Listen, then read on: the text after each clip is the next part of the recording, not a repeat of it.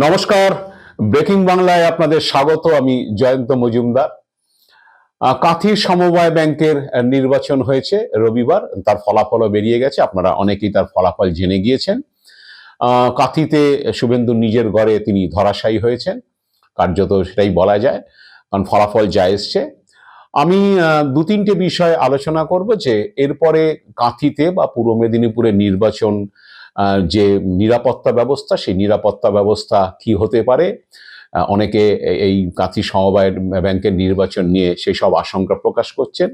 Second হচ্ছে যে লোকসভায় মোটামুটিভাবে সব জেলার মধ্যে পূর্ব মেদিনীপুরে শুভেন্দুর গড়ে ভালো ফলাফল করার পরেও কেন শুভেন্দুর এই হার হলো।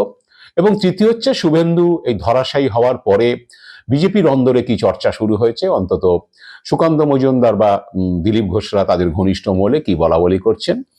তো আমরা শুরু করি যে এবার লোকসভা ভোটে যখন ফল বেরোয়, দেখা যায় যে সর্বাপেক্ষা ভালো ফল হয়েছিল পূর্ব মেদিনীপুরে। দুটি আসনই বিজেপি জয়লাভ করেছিল, শুভেন্দু নিজের জেলা তমলুক এবং কাঁথি আসনে।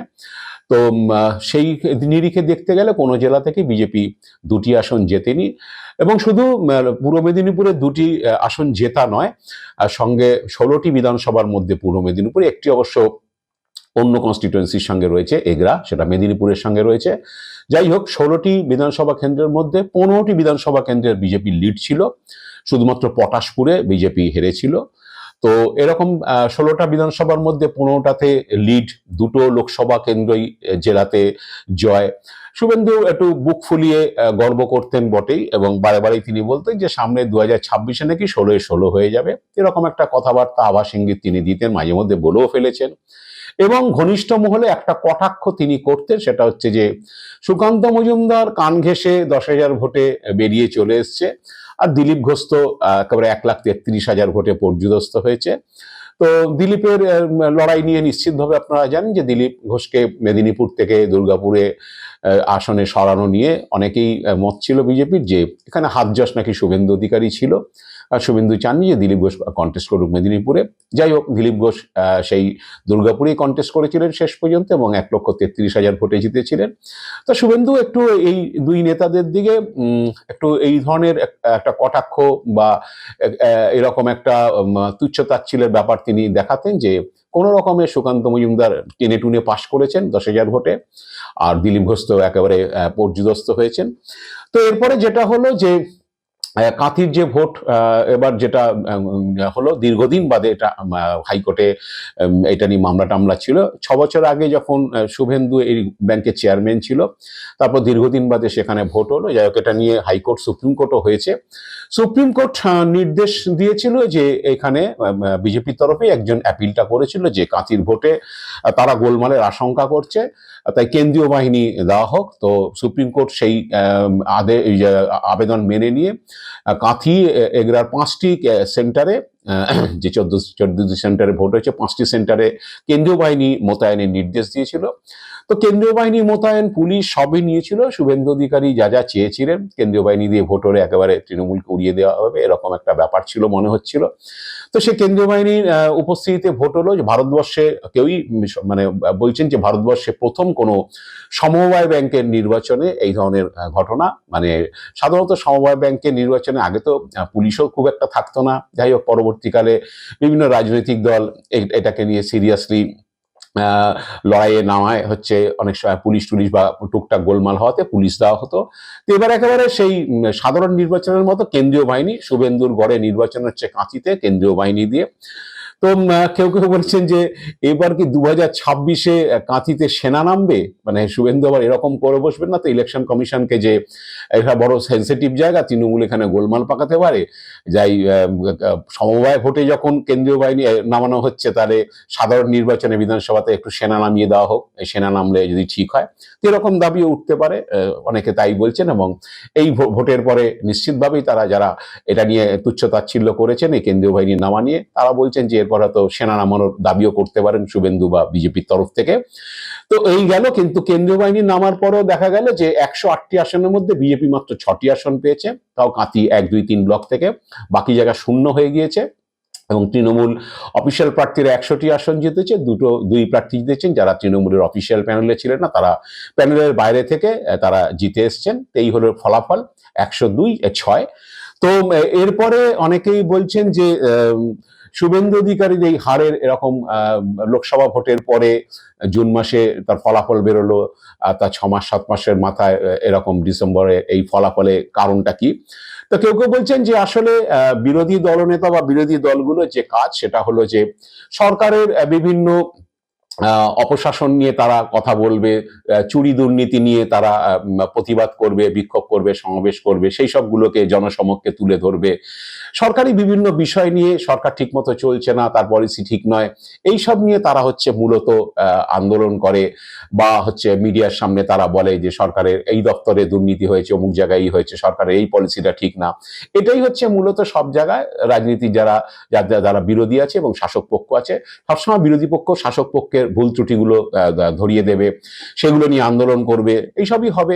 কোনো ক্ষেত্রে কোর্ট কাছারিও পর্যন্ত হতে পারে যে অমুক জায়গায় দুর্নীতি হয়েছে, চাকরিতে দুর্নীতি হয়েছে, অমুক জায়গায় দুর্নীতি হয়েছে, সেই নিয়ে কোর্ট কাছারিও হতে পারে, কোর্টে মামলা হতে পারে। এসবই হচ্ছে মূলত বিরোধী দলগুলো করে থাকে তাদের স্বাভাবিক নিয়ম অনুসারে।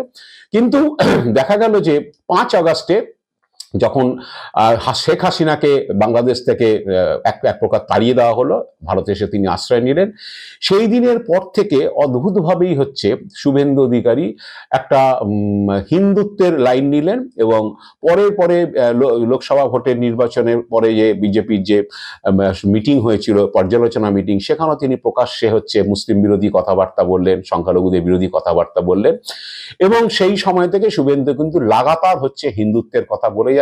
এবং সাম্প্রতিককালে বাংলাদেশে যে চিন্ময় দাস গ্রেপ্তার করা নিয়ে, চিন্ময় কৃষ্ণ দাসকে গ্রেপ্তার করা নিয়ে যে অশান্তি শুরু হয়েছে বা হিন্দুদের উপর অত্যাচার নিয়ে, শুভেন্দু লাগাতার হচ্ছে হিন্দুত্বের কথা বলে যাচ্ছেন এবং হিন্দুত্বের সুরসুরি দিয়ে যাচ্ছেন।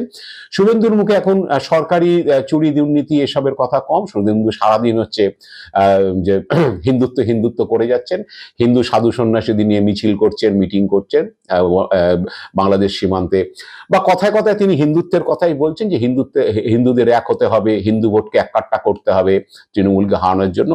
তো সেই হিন্দুত্বের যে স্যাম্পেল তিনি রেখেছেন আমাদের বাংলার রাজনীতিতে, সেই স্যাম্পেলটা বোধহয় কাঁথির লোক বোধহয় পছন্দ করলেন না। খুব কম নয়, সমবায় ভোট হলেও কি হবে, কাঁথি সমবায় ব্যাংক হচ্ছে বাংলার 1 নম্বর সমবায় ব্যাংক, অন্তত আর্থিক লেনদেনের দিক থেকে। এই রবিবারের ভোটে 80,000-এর উপর ভোটার ছিল, সেটা বেশ কয়েকটা অ্যাসেম্বলি মিলিয়ে। তো অ্যাসিড টেস্টের দিক থেকে দেখতে গেল তারা কিন্তু শুভেন্দুর এই হিন্দুত্বের স্লোগানকে কিন্তু মুখ থুবড়ে দিয়েছে, এবং হিন্দুত্বের স্লোগানকে যে তারা পছন্দ করছেন না, শুভেন্দুর যে সারাদিন ধরে হিন্দুত্ব চরম হচ্ছে সংখ্যালঘু বিরোধী কথাবার্তা, এই সবগুলো যে তারা এন্ডোর্স করেননি, সেটা কিন্তু এই ভোটে প্রমাণ হয়ে গেছে। এবং অনেকেই বলছেন যে লোকসভা ভোটের পরে এই রকম ধরাশায়ী হওয়ার কারণ হচ্ছে শুভেন্দুর এই পলিসি এবং এই হিন্দুত্বের পলিসি, সেটা মানুষ মেনে নেয়নি বলেই হচ্ছে এরকম তাদের গোহারা হার হয়েছে। অনেকেও আশা করেছিলেন যে হয়তো 108টা মধ্যে আসনের মধ্যে হয়তো যেই জিতেও কেউ 58টা 60টা পাবে, অপরপক্ষ হচ্ছে 48টা 50টা পাবে, এরকম একটা কন্টেস্ট হবে। কাঁথির মতো জায়গা যেখানে বিধায়করা রয়েছেন বিজেপির, লোকসভা সাংসদ রয়েছে বিজেপি, তো সেই জায়গাতে ভোটে হচ্ছে কেন এইরকম পর্যদস্ত হলো বিজেপি, সেটা এখন অনেকেই বলছেন যে আসলে শুভেন্দু এই হিন্দুত্বের সুশ্রুরি দেওয়া হিন্দুত্বের স্লোগান, এগুলোকে মানুষ হচ্ছে প্রত্যাখ্যান করেছে, তারই ফল হচ্ছে এইটা। এবার আসি যে শুভেন্দুর এই পর্যদস্ত হওয়ার পরে ইতিমধ্যেই সুকান্ত মজুমদার এবং দিলীপ ঘোষ, তাদের ঘনিষ্ঠ মহল, নিশ্চিতভাবেই তারা খুব উজ্জীবিত যে আসলে শুভেন্দু অধিকারী লোকসভা ভোটের পরে অনেক বড় বড় বুকনি মেরেছিলেন, কিন্তু নিজের গড়েই হচ্ছে এবার মুখ থুবড়ে পড়েছে বিজেপি। আসলে এটা বিজেপির নামে হচ্ছে ভোটটা হয় না, সবাই নির্দল হিসাবে কন্টেস্ট করে, কিন্তু প্রতিটা বিজেপি বা তৃণমূল তারা প্রার্থীদের তারাই হচ্ছে নির্বাচিত করে, সেইভাবেই তারা লড়াই করে, এবং সাংগঠনিকভাবেই হচ্ছে সবাই সেই ভোটারদের বাড়িতে গিয়ে তাদের প্রার্থীকে বা সেই সংশ্লিষ্ট ব্যক্তিকে ভোট দেওয়ার জন্য, যারা ব্যাংকের সদস্য বা ভোটার সেই হিসাবে তারা আবেদন করে থাকে। তো এখন এই সুকান্ত মজুমদার ঘনিষ্ঠ মহলে হাসাহাসি করছেন, তাদের হাসি একটু চওড়া হয়েছে বই কি, কারণ হচ্ছে সুকান্ত যখন 10,000 ভোটে জিতেছিলেন তখন তাকেও কটাক্ষ শুনতে হয়েছে দিলীপ ঘোষ 1,33,000 ভোটে হারার পরে দিলীপ ঘোষকে কটাক্ষ শুনতে হয়েছে, এখন তারাও ঘনিষ্ঠ মহলে হাসাহাসি শুরু করেছেন যে বড় প্লেয়ারের হচ্ছে একদম সাংঘাতিক দশা হয়েছে। এবং এও জানা গিয়েছে যে রবিবার দিন শুভেন্দু নাকি নিজেই ভোট দিতে যাননি এবং তিনি নাকি কাঁথিতেই ছিলেন না, কলকাতার বাড়িতেই ছিলেন। তো শুভেন্দু কি আগে বুঝতে পেরেছিলেন যে ফল এই দিকে যাবে, তাই তার আভাসকে তিনি পেয়েছিলেন, সেই জন্য কি কাঁথি ছেড়েছিলেন? আবার কেউ কেউ বলছেন যে আরেক কথা, ভোটের দিন শিশির অধিকারী ভোটের সময় বলেছিলেন যে এখানে চোরেরা হারবে। তো এই কাঁথির এই সমবায় নির্বাচনে তো শিশির অধিকারী চোরেরা হারবে কাঁথির সমবায় নির্বাচনে বলাতে তারপরে যখন ভোটের ফল বেরিয়েছে অনেকেই বলছেন যে আসলে যারা হেরেছে তো তারা হচ্ছে বিজেপি, তাহলে উনি কি বিজেপিকেই চোর বলতে চেয়েছেন? জানি না, এইসব নিয়ে এখন নানান রকম বিতর্ক মশকরা চলছে। এখন দেখা যাক যে এই হারের পরেও শুভেন্দু অধিকারী হিন্দুত্বের লাইন আঁকড়ে ধরে থাকেন কিনা, চরম সংখ্যালঘু বিরোধী কথাবার্তা বলেন কিনা, নাকি তিনি লাইন চেঞ্জ করে। তার জন্য আমাদের অপেক্ষা করতেই হচ্ছে। আজ এ পর্যন্ত। আপনারা ভালো থাকবেন, সুস্থ থাকবেন। নমস্কার।